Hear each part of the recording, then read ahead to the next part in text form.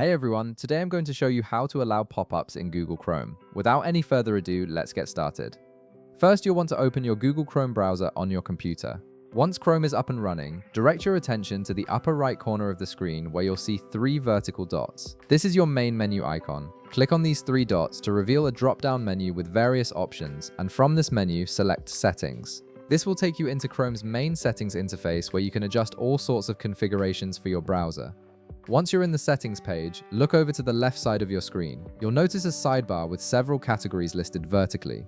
From this sidebar, click on Privacy and Security. This section is where Chrome keeps all the important settings related to your browsing safety, data protection, and how websites can interact with your browser. It's an essential area for managing permissions and security features. After clicking Privacy and Security, you'll see a new set of options appear in the main area of the page. Look for and click on Site Settings. This is where you can control what individual websites are allowed to do when you visit them, including things like camera access, location sharing, and of course, pop-ups. Site Settings gives you granular control over how websites behave in your browser. Now, within the Site Settings page, scroll through the list of permissions until you find pop-ups and redirects. Click on this option to open the specific settings for managing pop-up windows. By default, Chrome blocks most pop-ups to protect you from unwanted ads and potentially harmful content, but there are legitimate situations where you might need to allow them, like for certain online banking sites or web applications. Finally, you'll see radio button options for how Chrome should handle pop-ups. Click the radio button next to sites can send pop-ups and use redirects. This will allow all websites to display pop-up windows when you visit them.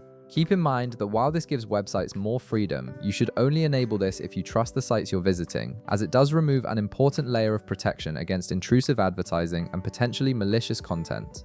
And that's it. You've successfully configured Google Chrome to allow pop-ups. If this video helped you out, be sure to leave a like, subscribe, and I'll see you in the next one.